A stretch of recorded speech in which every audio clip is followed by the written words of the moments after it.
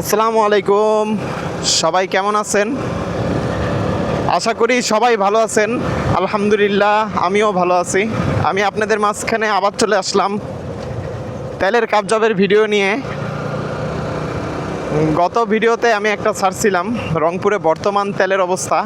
ওই ভিডিওতে আমার শুভাকাঙ্ক্ষীরা ভালোই সাড়া দিছিলেন। আপনারা সবাই অনেকে পার্সোনালভাবে ব্যক্তিগতভাবে মেসেজ দিয়ে বলছিলেন তেল পাইছি কিনা, খোঁজ খবর নিছেন। যাই হোক, আপনাদেরকে অসংখ্য ধন্যবাদ। দিকে দেখতেই পারেন যে ট্যাঙ্কি ফুল হয়ে আছে। তো অনেকে প্রশ্ন করতে পারেন যে ভাই, আপনি তেল সংকটের সময় কিভাবে ট্যাঙ্কি ফুল করে চালাইতেছেন? ভাই, একটু দুষ্টুমি করা লাগছে। এই আমাদের মতন দুষ্ট লোকের কারণেই বাংলাদেশে তেলের এই বর্তমানে এই অবস্থা।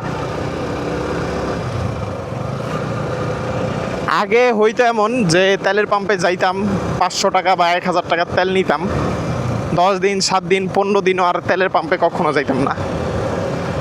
আর এখন এমন একটা আতঙ্ক কাজ করে ভিতরে যে তেলের ট্যাঙ্কি থেকে যদি 1 আঙ্গুল নিচেও লেভেলের তেল থাকে, তারপরেও মনে হয় যে যাই ওটুকু তেল ভরে আসি। এটা হচ্ছে মানে সবাই আতঙ্কের কারণে এই পাম্পে এত সিরিয়াল।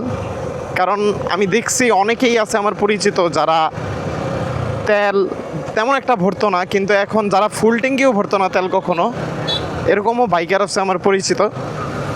তারা এখন সব সময় ফুল ট্যাঙ্কিতে তেল রাখার চেষ্টা করে, যেই কারণে এই তেলের ক্রাইসিসটা তৈরি হয়েছে। আজকে বাসা থেকে বের হয়েছি, যাব হচ্ছে এই আমাদের উত্তরবঙ্গের তিস্তা নদীর পারে। সে জায়গায় কিছু ভিডিও ছবি তুলবো, তাই বের হয়েছি। আর এই তেলের ক্রাইসিসের কারণে অনেক দিন বাসা থেকে বের হই না, তেমন ভালোভাবে ঘুরতেও যাই না কোথাও। আজকে একটু ঘুরবো। কে খোঁজখবর নিতেছিলেন যে তেল পাইছি কি না পাইছি, ভিডিওটা দেওয়ার পরে পার্সোনালভাবে তাদের জন্য বলতেছি, ভাই আল্লাহর রহমতে অবশেষে আমি তেল পাইছি। শহরের জ্যাম, ভাঙ্গা রাস্তা, এগুলো সব পার হয়ে ফাঁকা রোডে চলে আসছি। এই রোডটা হচ্ছে সাতমাথা থেকে লালমনিরহাট কুড়িগ্রামের রাস্তা।